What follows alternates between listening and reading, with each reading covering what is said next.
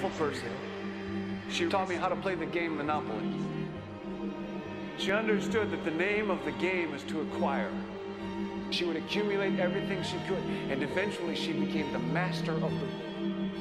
And then she would always say the same thing to me. She'd look at me and she'd say, "One day, you'll learn to play the game." One summer, I played Monopoly almost every day, all day long. That summer, I learned to play the game. I came to understand the only way to win is to make a total commitment to acquisition. I came to understand that money and possessions, that's the way that you keep score. And by the end of that summer, I was more ruthless than my grandmother. I was ready to bend the rules if I had to win that game. And I sat down with her to play that fall. I took everything she had. I watched her give her last dollar and quit in utter defeat. And then she had one more thing to teach me. Then she said, "Now it all goes back in the box."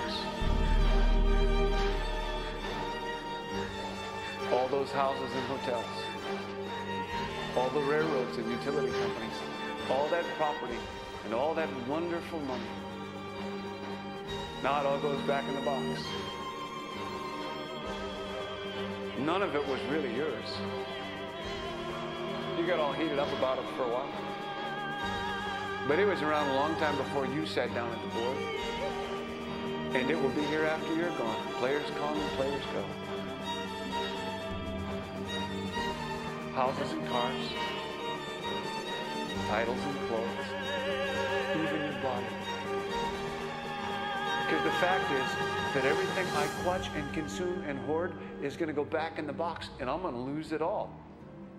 You have to ask yourself, when you finally get the ultimate promotion, when you've made the ultimate purchase, when you buy the ultimate home, when you have stored up financial security and climbed the ladder of success to the highest rung you can possibly climb it, and the thrill wears off, and it will wear off, then what? How far do you have to walk down that road before you see where it leads? Surely you understand, it will never be enough. So you have to ask yourself the question, what matters?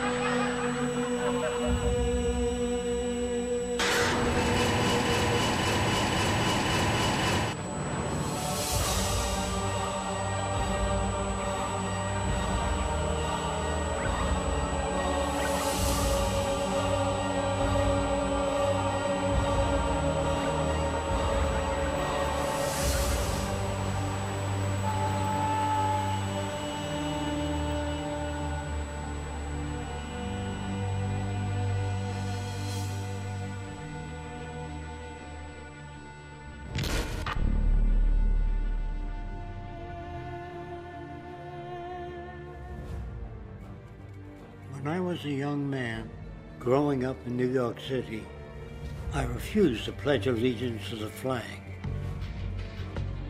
Of course, I was sent to the principal's office, and he asked me, "Why don't you want to pledge allegiance? Everybody does." I said, "Everybody once believed the earth was flat, but that doesn't make it so." I explained that America owed everything it has to other cultures and other nations, and that I would rather pledge allegiance to the earth and everyone on it. Needless to say, it wasn't long before I left school entirely, and I set up a lab in my bedroom. There I began to learn about science and nature. I realized then that the universe is governed by laws, and that the human being, along with society itself, was not exempt from these laws. Then came the crash of 1929, which began what we now call the Great Depression. I found it difficult to understand why millions were out of work, homeless, starving, while all the factories were sitting there. The resources were unchanged. It was then that I realized that the rules of the economic game were inherently invalid. I have watched humanity set the stage for its own extinction. I have watched as the precious finite resource structure of supposedly free society. I'm 94 years old now, and I'm afraid my disposition is the same as it was 75 years ago. This shit's got to go.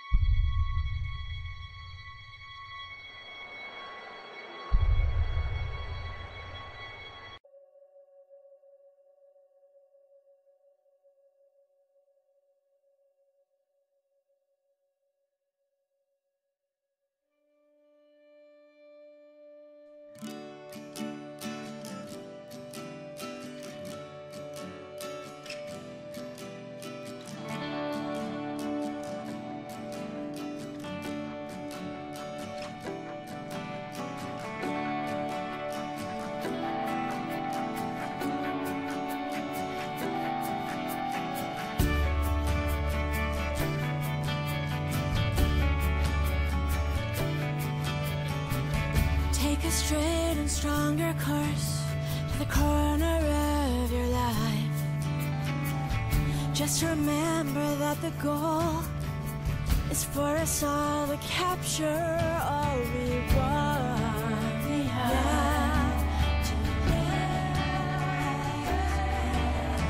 Don't surround yourself with yourself. Move on back to squares.